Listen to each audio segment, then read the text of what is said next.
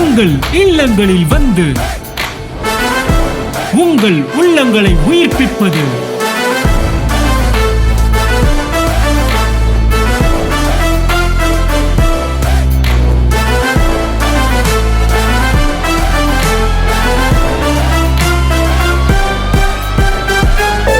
உங்கள் channel DJ.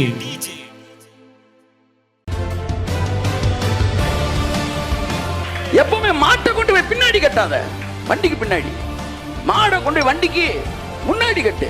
With அப்புறம் character, மாடு அப்புறம் வண்டி, வண்டிக்கு அப்புறம் மாடு கிடையாது, கேரக்டருக்கு அப்புறம் பிள்ளை கிடையாது. நீ நல்லவென்றனால ஆசீர்வதிக்கப்படல, நீ பிள்ளைன்றனால ஆசீர்வதிக்கப்படுற. நீ நல்லவென்றனால பிள்ளை ஆகல, நீ பிள்ளை ஆனால நல்லவனாகற. ஆமென்.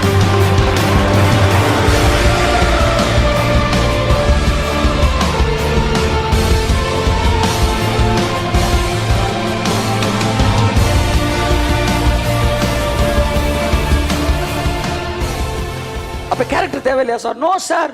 சீட்ல இருந்து தான் சார் கேரக்டர். கேரக்டர் வந்து சீடு இல்லை. ஒரு சிங்கத்துக்கு பக்கத்தில் போய் நான் அப்படின்னா உடனேதா இன்னொரு சிங்கம் வந்துருச்சு, வாங்க வாங்க அப்படின்னு என்ன கூப்பிட்டுக்குருமா? அப்படியே சைடில் தனியாக திரும்ப கழுத்தை ஒரு போட்டுறேன்ட்டு நான் அப்படி திரும்பி உருமுப்பா அப்படின்னு சொல்லலாம், கர்ஜிப்பான்னு. திரும்பி கர்ஜிக்கும் போது டமக்குன்னு அடுத்து வாய்ஸே வராது. ஆமாம், அடுத்து நோ சாய்ஸு வந்து மேட்ரை முடிச்சிடும். அப்போ கர்ஜித்ததெல்லாம் சிங்கம் இல்லை, அதான் சொல்ல வரேன். 4 பேர் நீதிமான் மாதிரி நான் அதை செய்ய மாட்டேன், இதை செய்ய மாட்டேன்னு நீ பிள்ளையார முடியாது. ஆனால் பிள்ளையா நீ பிறந்தினா இதெல்லாம் செய்ய மாட்டேன்ற என்ன உனக்கு வந்துடும். எப்பவுமே மாட்டை கொண்டு போய் பின்னாடி கட்டாத, வண்டிக்கு பின்னாடி. மாடை கொண்டு வண்டிக்கு முன்னாடி கட்டு. வித்து அப்புறம் கேரக்டர், மாடு அப்புறம் வண்டி, வண்டிக்கு அப்புறம் மாடு கிடையாது, கேரக்டருக்கு அப்புறம் பிள்ளை கிடையாது. நீ நல்லவென்றனால ஆசீர்வதிக்கப்படல, நீ பிள்ளைன்றனால ஆசீர்வதிக்கப்படுற. நீ நல்லவென்றனால பிள்ளை ஆகல, நீ பிள்ளை ஆனால நல்லவனாகற. ஆமென். சிங்கமா பிறந்த பிறகு கர்ஜிக்கிறோம். ஆமா, கர்ஜிச்ச உடனே சிங்கமாகல. ஒருவேளை பிறந்த சிங்கக்குட்டிக்கு கர்ஜிக்க தெரியலன்னா நீ ஓடிடு, அவன் பத்தி விடாது. அது அதை புரிஞ்சுக்காங்க. ஏன்னா சீடு இது பயங்கரமான ஆழமான விஷயங்க.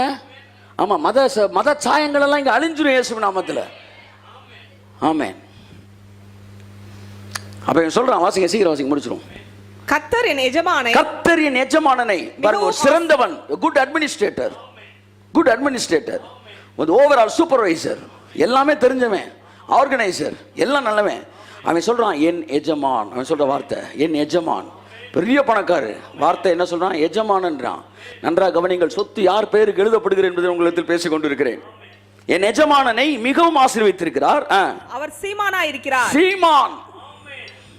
ஆபிரகாம் யார்? கோடிட்ட இடங்களை நிரப்புக. சீமான். நீங்கள் யாருடைய பிள்ளைகள்? ஆபிரகாமின் பிள்ளைகள். உங்க அப்பா யாரு? சீமான். ஆமா, திரும்ப போய் எல்ஐசி ஏஜென்ட்னு இறங்கக்கூடாது. ஆமா, அது நான் வந்து வேலையை சொல்லலை, ஏஜென்ட் மாதிரி ஒரு தரம் இருக்கிறது. ஆமாம், தேவன் நம்மை ஆசீர்வதிப்பதற்கு சிறந்த வழிகளை வைத்திருக்கிறார்.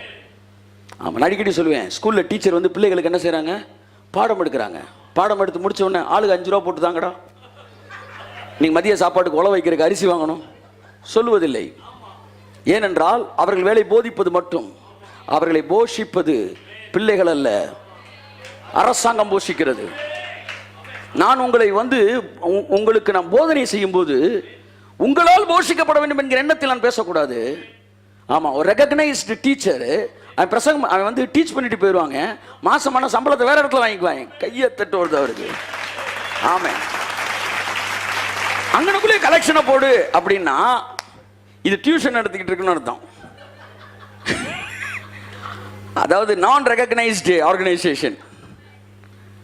என் அன்புக்குரியவர் என்ன சொல்ல வரேன்னா, தேவன் ஆசீர்வதிக்கிறார். அந்த மனநிலையில் ஜனங்கள்கிட்ட பேச வேண்டும். ஆமாம், நான் பேசிக்கிட்டு இருக்கும்போது உங்கள் பையன் எட்டி பார்க்கக்கூடாது. அது மட்டமான விஷயம். டக்குன்னு பையன் மூடுறீங்களா, என்ன சொல்கிறீங்க? எட்டி பார்க்கக்கூடாது. ஏனென்றால் நான் அதற்காக அழைக்கப்படவில்லை. நான் ராஜாவின் ஊழியக்காரன். என்னை ஆசாரியனை மாத்திரம் தேவன் ராஜாவை மாற்றிருக்கிறார் என்கிற மனநிலையில் பேசும்போது ஜனங்கள் இடத்தில் எதிர்பார்ப்பு இல்லாமல் நேசிக்கிறீர்கள். ஏழைகளையும் பணக்காரர்களையும் ஒரே தட்டில் வைக்கிறீர்கள். அத்தனை பேரையும் நேசிக்கிறீர்கள். அத்தனை பேர் இடத்துல அன்பு செலுத்துகிறீர்கள். காரணம் நீங்கள் பிள்ளை. எல்லாம் சொல்ல, நாம் பிள்ளை, நாம் பிள்ளை. நான் குறைவுள்ளவனாக இருந்தால் நான் பிள்ளையாக இருக்கிறேன், நான் பிள்ளையாக இருக்கிறேன். என் ஆசீர்வாதங்கள் பிள்ளை என்பதனால் எனக்கு வருகிறது. ஆச்சா ஆச்சா. நல்லவனா இருக்கனால வரல, பிள்ளையா இருக்கனால வருது. இவன் சொல்றான், என் எஜமானி மிகவும் ஆசீர்வதித்திருக்க, அவர் சீமானா இருக்கிறார். கர்த்தர் அவருக்கு ஆடுகளையும் மாடுகளையும் வெள்ளியையும் பொன்னையும் வேலைக்காரரையும் வேலைக்காரிகளையும் ஒட்டகங்களையும் கழுதைகளையும் அடுக்கிறான் பாருங்க ஆசீர்வாதத்தை. இது ஒவ்வொன்றுக்கும் நீங்க 2 நாள் தியானிக்கணும். ஆமா, அப்பதான் உள்ள இறங்குது. சொல்ல இயேசு நாம் ஆடுகள் மாடுகள் வெள்ளி பொன், அடுத்து வந்து வேலைக்காரிகள். அம்மா அம்மா அம்மா ஓடி வரணும். ஒரு 100 வேலைக்காரி இருக்கணும். ஆமாம், நம்ம இருக்கிற ஒரே வேலைக்காரி அது என்ன வந்துருச்சா, பாத்திரம் கழுவ வரமாட்டேன் தான். பாத்திரத்தை நம்ம கழுவிடக்கூடாது, அதை கழுவ வைக்கணும்னே கழுவாமல் இருக்காங்க நிறைய பேர். இதில் மோசமான மனநிலையை குறிக்கிறது. ஆமாம், நீ வரலையா டக்குன்னு அதுக்குள்ள ஆல்டர்னேட்டிவ் இன்னொரு ஆளை போட்டுருணும். ஒரு குறிப்பிட்ட பணக்கார வீட்டுக்கு போயிருந்தப்ப எங்களுக்கு கிளாஸ் எடுத்தவர் சொன்னார், எங்கள்கிட்ட நான் போயிருந்தேன் அப்படின்னு அவர் எங்கள்கிட்ட சொல்கிறார். அப்போ உட்காந்து நான் சொல்லிக்கிட்டே இருப்பேன், நீ எண்ணிக்கிட்டே வரணுன்றார். சரி, உள்ளே நுழையும் போது ஒருத்தன் கதவை திறந்தான். எத்தனை 1 அப்படின்னு அவனை உள்ளே போனவொடனே உள்ளே வந்து உட்காருங்க சார் அப்படின்னு சொல்லணும். உட்காந்த உடனே ஒரு பொண்ணு வந்து டக்குன்னு ஒரு இதை தூக்கி போட்டா, சேரை தூக்கி போட்டா. 2 அடுத்தது முன்னாடி ஒரு பொண்ணு தண்ணி வச்சுட்டு போனோம், ஒரு லேடி வந்து 3 அடுத்து வந்து என்ன சாப்பிட்றீன்னு கேட்டுப்பா 4 இப்படி சொல்லிக்கிட்டே வராரு. நான் போயிட்டு வெளியே வரக்குள்ளே 8 சர்வெண்ட்டு 9 சர்வெண்ட்டு என்னை மீட் பண்ணிட்டாங்க. நான் வந்தது ஒரு கேட்டு, இன்னொரு கேட்டில் வந்து ஒரு வாட்ச்மேன் இருக்கான். ஸோ வாட்ச்மேனே 2 வாட்ச்மேன், பகலில் நைட் 2 வாட்ச்மேன். ஸோ குறைஞ்சபட்சம் 25 பேர் வீட்டுக்கு மட்டும் வேலை பார்த்துக்கிட்டு இருக்கிறாங்க. 25 50 பேர், ஒரு 30 பேர், 25 30 பேர். எப்போ 1993 என்கிட்ட பேசிக்கினாங்க. என்ன சொல்ல வரேன்னா, ஆபிரகாமுக்கு ஹண்ட்ரட்ஸு, அவன் கைப்படிந்தவர்கள் 300 பேர் இருந்தாங்களாம். அப்படி நான் சொல்லுங்க எஜமான், 300 பருத்தி வீரர்கள் மாதிரி இருந்தாங்களாம். சொல்லுங்க எஜமான், இதெல்லாம் பிளஸ்ஸிங், இதெல்லாம் பிளஸ்ஸிங். இது எல்லாவற்றையும் என் எஜமானனுக்கு கர்த்தர் கொடுத்திருக்கிறார். அடுத்த வசனம், என் எஜமானுடைய மனைவியாகிய சாரால் முதிர் வயதான போது என் எஜமானுக்கு ஒரு குமாரனை பெற்றாள். ஒரு குமாரனை கொடுத்தார். எஜமானன், நான் வேலைக்காரன், இப்போ ஒரு குமாரனை கொடுத்தார். அவர் தமக்கு உண்டான யாவையும், அவர் தனக்கு உண்டான யாவற்றையும் அவனுக்கு கொடுத்திருக்கிறார். எனக்கு கொடுக்கவில்லை, அவனுக்கு கொடுத்திருக்கிறார். கையை தட்டுங்க. ஆமென், ஆமென். நான் அவனை விட சிறந்தவன், அவனை விட படித்தவன், அவனை விட ஒரு காரியத்தை எப்படி டீல் பண்ண எனக்கு தெரியும். ஆனா என் எஜமானன் எனக்கு கொடுக்கவில்லை, குமாரனுக்கு கொடுத்தார். இதை விட வேறு என்ன வேண்டும்? தேவன் சிறந்தவர்களை ஆசீர்வதிக்கவில்லை, பிள்ளைகளை ஆசீர்வதிக்கிறார். கரங்களை தட்டி கர்த்தர் நன்றி சொல்லுவோம். பைபாஸ் பண்ணிடுறார் எல்லா லாவையும். ஆகவே சிறந்தவர்களாக இருக்க முயற்சி எடுக்காதிருங்கள். பிள்ளைகளாக இருப்பதிலே பூரிப்படையுங்கள், சந்தோஷம் அடையுங்கள். அது எல்லா லாவையும் பைபாஸ் பண்ணி உங்களை ஆசீர்வதிச்சிருவார். ஆமென்.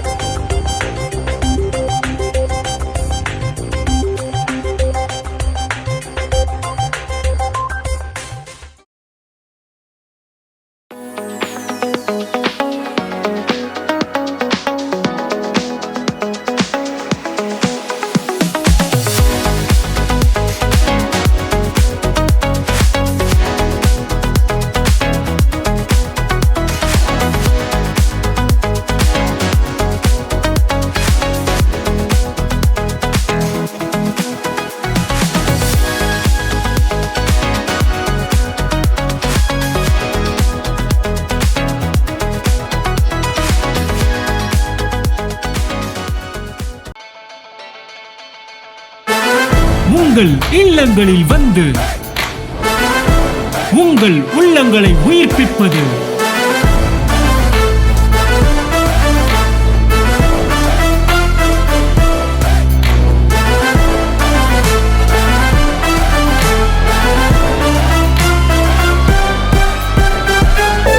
உங்கள் சேனல் டிஜே.